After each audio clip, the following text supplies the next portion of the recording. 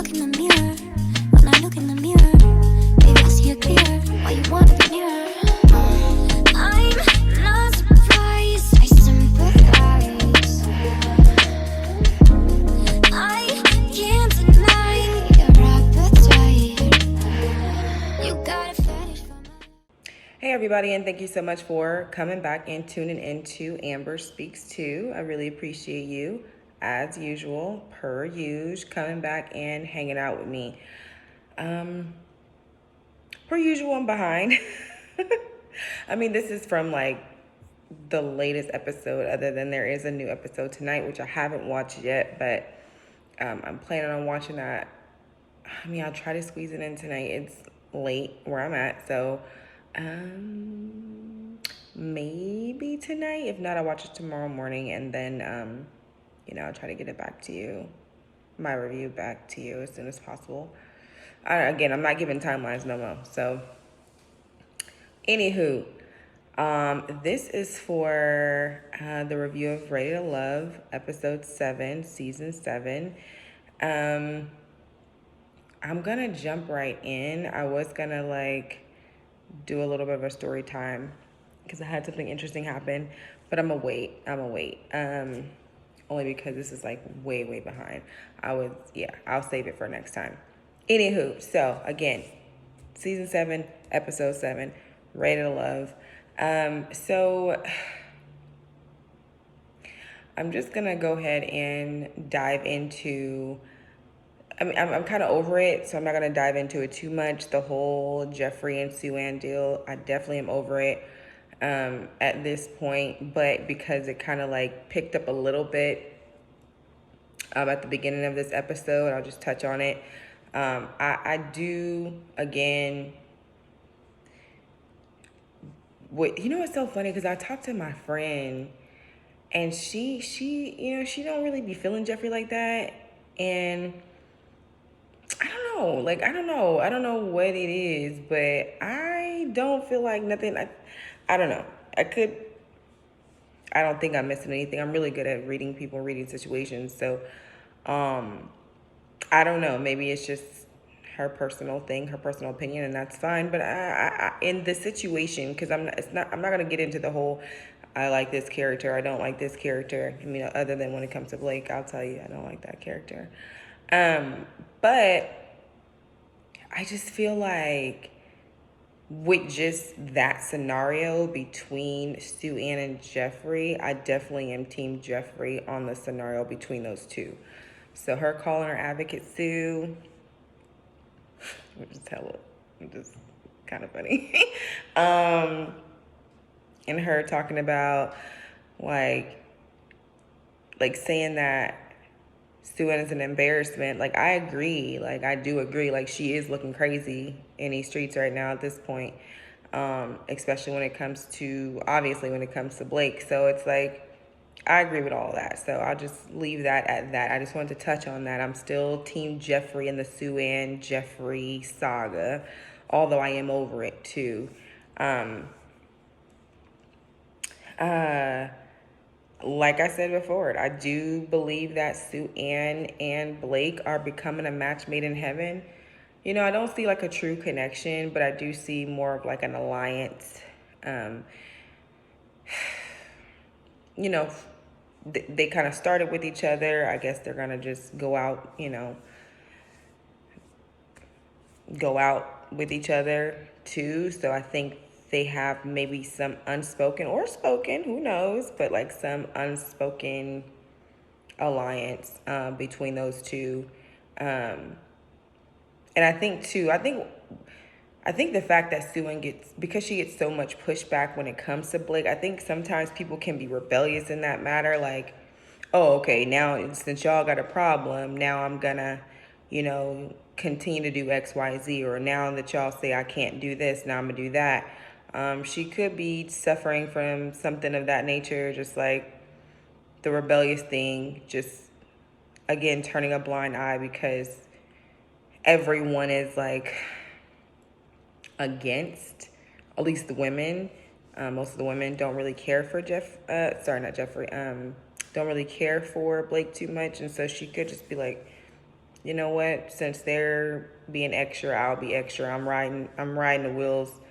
I'm riding with you till the wheels fall off, pretty much. So it could be that too. I don't know. It seems like it could be a plethora of things. It could be an alliance. It could be because she don't have really a lot of matches. She want to get to the end. It could be maybe she really does feel something for him or have something for him. Who truly knows but them, right? Or her, whatever. I am over them though. I really would have liked to see Sue Ann and Blake get in my mind. I was thinking, it'd be nice to let them go. Okay, so I might sound like a hypocrite only because when I watched, there was a season with I don't know whatever season that was, but it had a Cornelius and the girl he was with was Camille. Now, I was very irritated by the fact that the women were just going so hard because Cornelius wasn't like giving any other woman the time of day other than Camille. And then there was another young lady too that he was giving a little bit of energy to. But his main focus was Camille. And I thought the show was called Rated to Love. So it's kind of weird when they say that the show is called Rated to Love. And then when people have a connection, then y'all want to cast them off the island. That's stupid. That doesn't make any sense. It's like, just because they made a connection doesn't mean, maybe it doesn't make great for a great show. When you link up with somebody so early on in the process, but I just feel like it's kind of jacked up because it's like, you can't help, like, who would he be as a man to continue to seriously like court and date other women when he knows Camille was his best and strongest connection? So in that matter, I did feel like, could have been a little bit of, I know the one girl said from New York, she was like, there's no hater in me. I know Camille's bad, so I don't know, man. I don't know. Maybe there was, who knows? But I do feel like in this season, when it comes to Blake and to Anne, because I'm so over them, I would like for them to be off, just because I'm just over them. Not even because they had a connection early on and it feels like strong and it feels authentic and things like that. It's just because I'm just sick of them. That's it. That's it on that. But no, it's so funny. So Anthony, right? I don't know why this is so funny. I don't know why. So in the beginning of the episode, when they were like still like after Tommy said like no one's going home, just pretty much make your rounds, get to know everybody, whatever, and they're like all hanging out and sitting down and talking to each other at separate times or whatever. There was a moment where Anthony was sitting down with like a couple of the women or a few of the women, and I don't know, I just felt like he was in the hot seat, right? Like I feel like he was in the hot seat. I swear, it reminded me of a season or 2 or 3 ago, whatever season that was, with Kyra and those guys on there, and the mailman, the post office mailbox man, and Stacy was like, he's a sweet little chocolate little cub.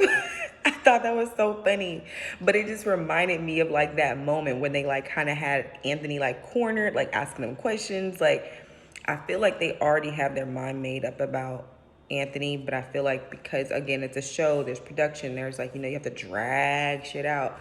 That's the reason why he's still like even being entertained by some of these women, because as you can see, Cynthia, as soon as Andre came out, she was like, Andre was like my top connection before before he left, and and it's like she just pretty much was, everybody's like, his connection said he shot right back up to the top pretty much. And so that just tells me and confirms what I already knew, is that Anthony was a placeholder guy. Anthony's a placeholder guy. So is Blue. I don't care what Jeffrey says. There's nothing she can say to me that will make me believe that she is genuinely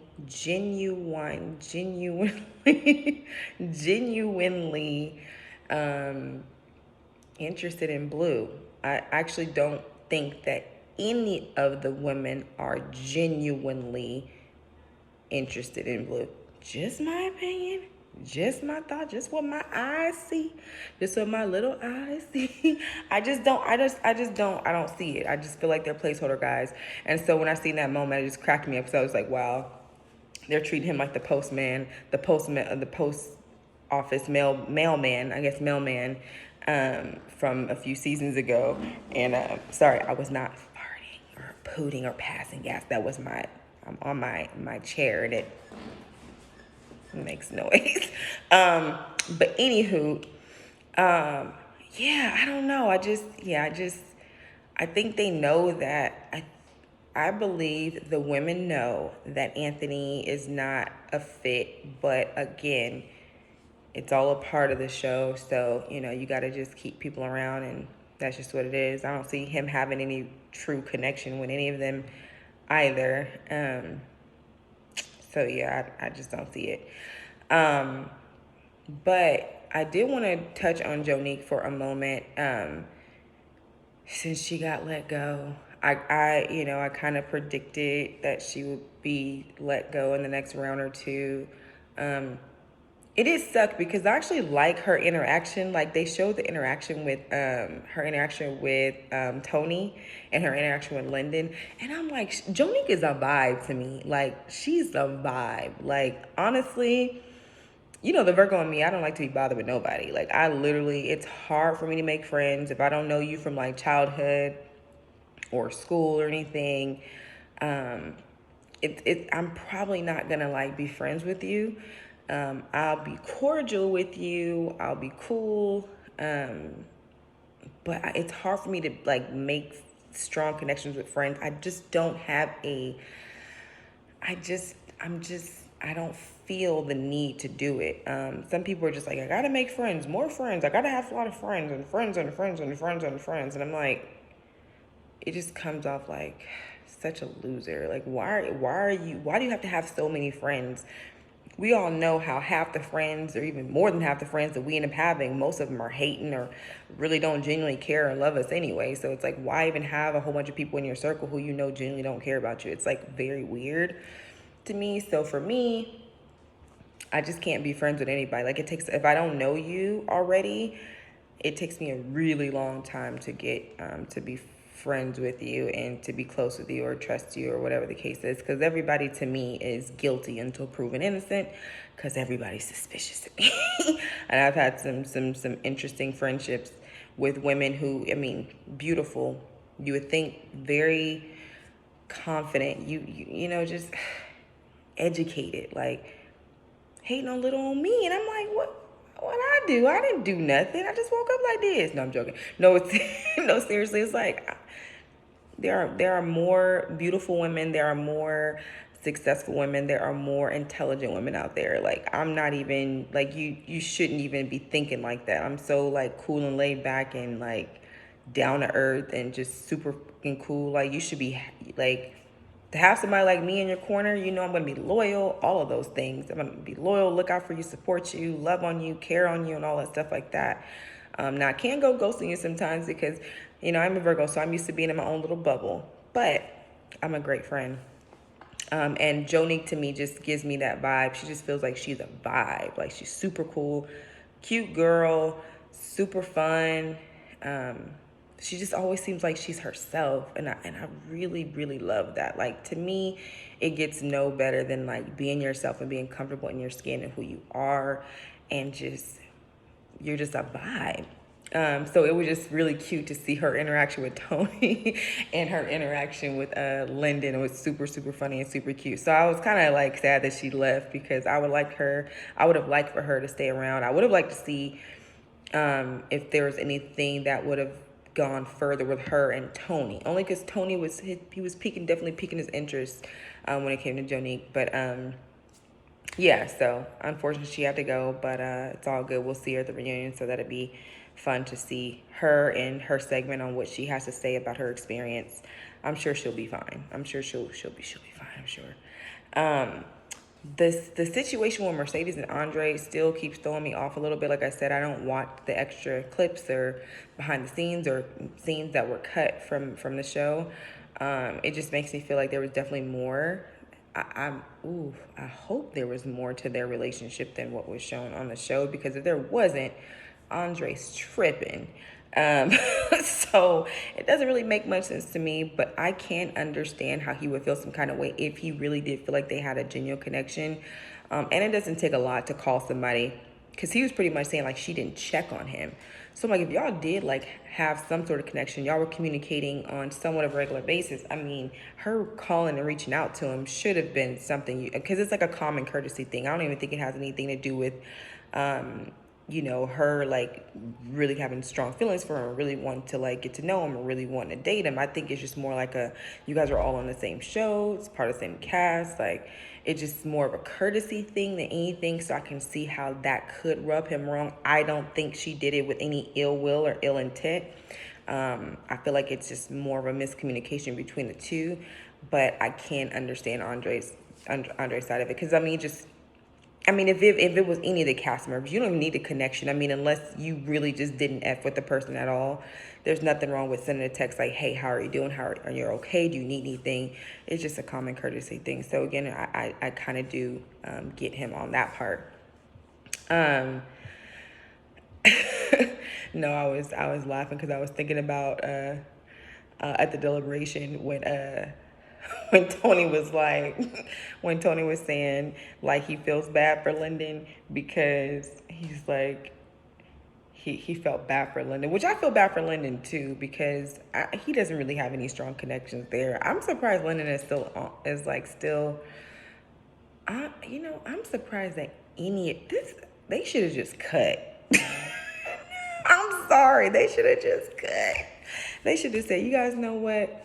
I appreciate you all for coming out and wanting to join the Ready to Love cast and wanting to find love, but we are just having a hard time feeling the vibe, feeling the chemistry. It's just, it's not connecting for us. And so we're going to go ahead and shut down, production, and pretty much scrap that and start all over again, because I really am not seeing anybody. It's so strange. Like I said before, like I really do feel like maybe they should like change it up next season or two, right? And like the next season or two, and actually have like a counselor or a marriage counselor or a relationship gurus or whatever the hell you want to call these people that work on Married at First Sight. I mean, that don't be working either, but I see where they're going.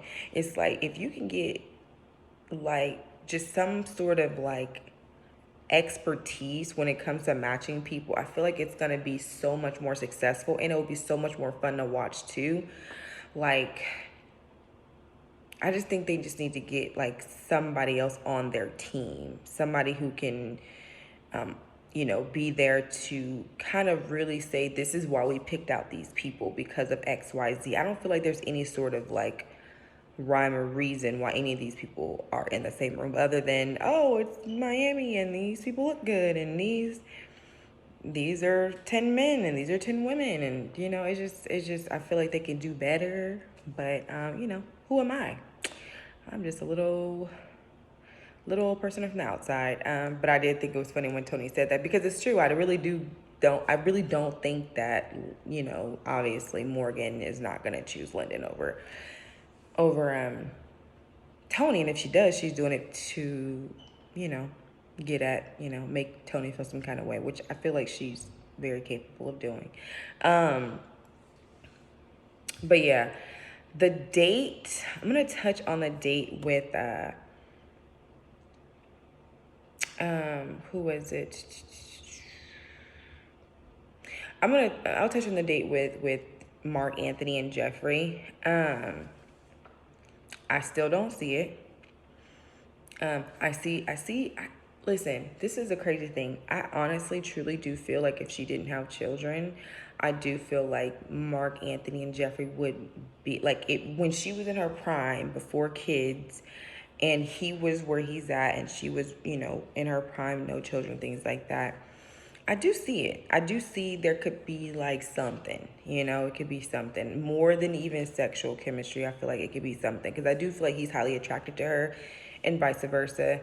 So, but other than that, I think it's a no. I definitely don't think Mark Anthony is ready for any kind of family or any kind of blended family or whatever the case is. Kids, children, all that. Absolutely not. And I'm like, why did the production listen? When she revealed to him that she had Crohn's disease, which I thought was really brave of her to tell him and communicate that kind of information with him, because it's dealing with your health and stuff. And so I'm just like, wow, that was really dope of her to share that information, because most of us wouldn't want to share that, especially on national television, right? But I feel like it's also bringing awareness to it. So I feel like there's definitely a positive side of it. So that was cute. I do love the way that Mark Anthony handled it. But when they cut to his confessional, he was like, he didn't even know what Crohn's disease was. I could have hit the floor. I was like, Lord have mercy. Okay, and so then that goes back to why the women wanted to cast him off the island in the first place, because they were just like, Mark Anthony, look-wise, he's great to look at. Which Marcy, he's great to look at, but past that, no. He was, really feeding into that scenario. At that point, I was like, Lord have mercy, Mark Anthony, are you serious? I know you have to at least heard of it. Maybe you don't know everything in its entirety, but that was a shake my head. That was like, hand in the face emoji. Poor Mark Anthony. But I like the way he handled it when he was there with her, because that's a lot to pour on somebody. So he did well at doing that. The Sue Ann and Anthony date, again, no. I'm about to wake my kid up. That's how. No, it's just a no. It's just a no. And then they had at the end of their date. Why did he start dancing? It just seemed so random. He was like, "You want to dance? I'll put some music on. Let's dance. I'm like, what the heck is going on? Like, he's really about to dance, and he had the nerve to have on the house slippers while he was dancing. Like, no, it was just super funny. I'm just like, they are really just grasping at anything at this point, because, sorry, ooh, y'all seen all my thigh, ooh. Y'all like, damn, that girl Amber thick. I am, y'all, much thicker than I want to be. I'm trying to do better. I'm trying to get back to what I was pre-baby, but I now understand why people just go to the doctor and people just go get stuff done. You gotta have some coins to do that, but I see why people go and get the lipo and the tummy tucks and all that stuff. And I was like, you need to get a tummy tuck. I'm like, dang, girl, I ain't that bad. Don't. Ooh, people. But anywho, yeah, I thought that was kind of funny with the whole dancing at the end of the day, and Sue's like, in the beginning it was bad, in the middle it was it's not great, and then at the end it was like we got better, like we danced. I'm like, girl, call Blake. Okay. Mercedes and Mark Anthony. Okay, so this is the thing. I actually like Mark Anthony and Mercedes together. I feel like it's very natural chemistry. I'm not saying by how much with these eyes. See, I think that Mercedes is more into Mark Anthony than Mark Anthony is into Mercedes. However, I don't think it's like by a long, like a stretch, I don't think it's like a huge difference, but I do believe she's more into him than he is into her. But I do think he finds her appealing and he finds her interesting and all those things. I always feel like when a man feels like you're all of these things, like interesting, I'm interested in like kind of learn a little bit more like that. Like it's like I don't even know how to say it. Like, it's like a puzzle. It's like a mystery. I don't know, because I feel like when a man really like wants you, it's like it's a lot more like defined. It's not like, I mean, she's cute, she's quirky, she's funny. I'd be interested to get to know a little bit more, peel back some layers where, a man can meet a woman and just like off the back, like just like, I want her, like whatever, and just, it's just to the moon from there. So I do feel like, I don't feel like Mark Anthony is all the way in, but I do feel like he finds her interesting and intriguing. And again, I do feel like there's a vibe there. There's some sexual chemistry there. I would prefer him to go Mercedes route over Jeffrey's route, only because I feel like they're more up each other's alley than Jeffrey and Mark Anthony. So yeah, that's just my thoughts on that. I'm not saying anything negative. I think that they will be a good match if Mark Anthony, really wants to go there. I feel like the ball would be in his court. That's just my personal opinion. I think if it was, if I had to choose who had the control of making things go between Mercedes and Mark Anthony, I definitely think it'd be Mark Anthony. But I don't think Mercedes is the kind of woman that would fret about it either. I think she'd be like, okay, well that didn't work. I think she'd be fine, with it, and she'd move on. Tony and Morgan, I do like, what's interesting, like out of everybody on the cast, funny enough, I actually think Tony and Morgan have the strongest chemistry. And even though a lot of it to me is sexual, I do feel like past that, I do feel like if Tony acted right, then it could be, I could think it could be something, like I said, I don't know, how far it would go, but I definitely think they could, start dating and courting and go into a relationship and things like that and see where it goes from there. But I actually like them together. I like their banter. Their banter to me feels more natural. I really feel like Morgan is feeling Tony. I do feel like Tony is feeling Morgan just as much. I just think he's a player, and it's hard, it's hard. It sucks, like when you're a woman, you can be beautiful and smart and successful in your own right and all of these things, and the man that you are most connected with happens to be a playboy. It can really it sucks, because that you're not an insecure woman. You're not insecure, but it's not even, how can I even say this? Like, you can be all of these things as a woman, beautiful, smart, all of these things, like I said, but it's like, when you're dealing with a man who's a player, like he's probably been that way for a long time, even though you're not insecure, knowing who he is, how he moves, how he navigates, it could be like, wow, like this is some right here, like what do you do? Like, I've been in that situation for sure, but I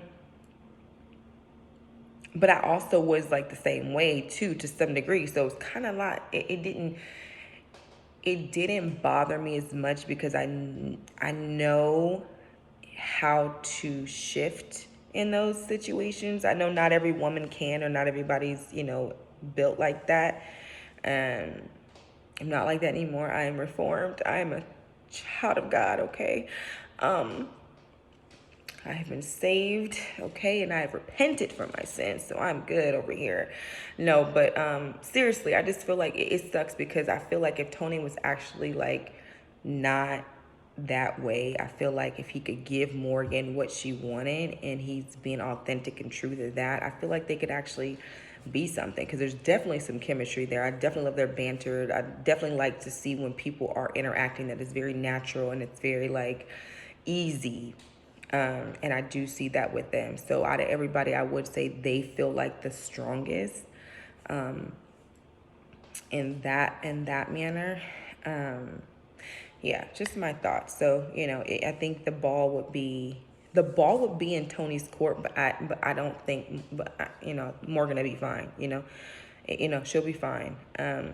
But I think Tony too, if he can pick up any kind of energy from her, from Morgan, I think he probably knows that she can get right with him. Like I've said before, I think Morgan can get right with him, and I think that can scare a man. That can scare a man who's, used to, being, the dominant one, being sought after, being, with women, being all over them, things like that. And then you meet a woman who can get that same energy from males.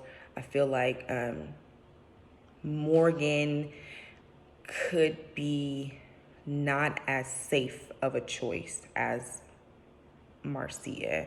And that's no dig on Marcia. But I do feel like Morgan would be a lot more difficult to put in a box. I'll just say that, and I'll move on from there. Just my thoughts. Last thing I'll do, and I'll wrap it up. Blake and Morgan sit down. Hilarious. I'm sorry. I don't care what nobody says. Like, I feel like maybe they shouldn't have sat down and had a conversation at all in the first place. I really don't know why they were meeting at all. But again, it's part of the show. It's production. It's TV. So I get it. Don't want to keep bringing that up. But I don't know.